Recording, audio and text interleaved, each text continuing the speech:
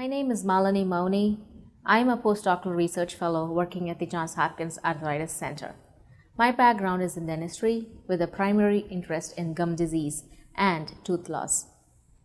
In 2005, Dr. Clifton Bingham began a research project to look at gum disease in patients who have rheumatoid arthritis. Over the past few years, I have worked closely with Dr. Bingham to understand the presence and severity of gum diseases in patients with rheumatoid arthritis. Over the course of our research, we have completed more than 300 comprehensive oral health and rheumatologic assessments in patients living with rheumatoid arthritis. The oral health assessment included looking at how many teeth people have, whether there is any gum inflammation, bleeding, or recession, and whether there are any pockets around the bases of the teeth that indicate bone loss or people at the risk for tooth loosening or loss.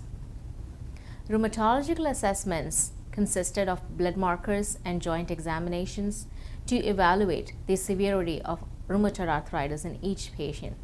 Additionally, we performed tests to determine if patients had dry eyes or dry mouth, including the collection of saliva.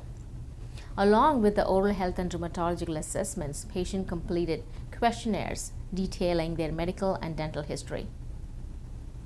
To better understand periodontal or gum disease in patients who have rheumatoid arthritis, we compared dental characteristics with a group of healthy volunteers without rheumatoid arthritis.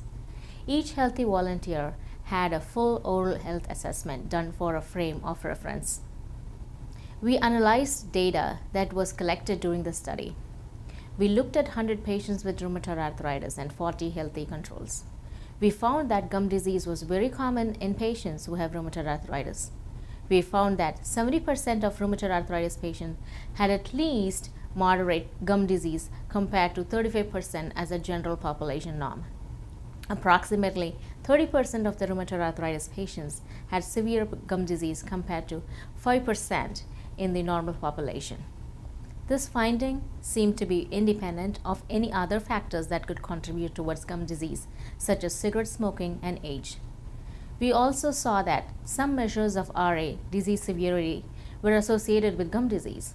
And very importantly, we saw that gum disease was present and severe in the early stages of rheumatoid arthritis. We also found that dry mouth was very common in rheumatoid arthritis patients, about 4%, but was not commonly associated with the usual antibodies for Sjogren's syndrome. This research shows that gum disease is frequent and often severe in rheumatoid arthritis patients, even at the beginning of their disease. These studies support a possible role for oral bacteria as one of the possible initiating factors for the development of rheumatoid arthritis. We are conducting additional research to evaluate how treatment for rheumatoid arthritis using biological drugs may affect oral parameters and to look at the levels of a number of biomarkers of inflammation in the fluid collected around the teeth. Saliva and the blood correlate with rheumatoid arthritis and oral health. This research highlights how important it is for all rheumatoid arthritis patients to be aware of your oral health. And it is important for rheumatologists to appreciate the connection between oral health and inflammatory arthritis. Optimal care for people living with rheumatoid arthritis, an assessment of oral health, and collaborations between the treating rheumatologist and the dentist. For people with rheumatoid arthritis, we highly recommend good dental care. This includes avoiding cigarette smoking or chewing tobacco, regular toothbrushing and flossing, and regular dental visits for all rheumatoid arthritis patients, especially if you are suffering from loose teeth, bad breath, or bleeding gums. For people that have problems with arthritis in their hands or wrists, a battery-powered toothbrush with a large handle may help. Speak with your dentist about additional tips for oral health care.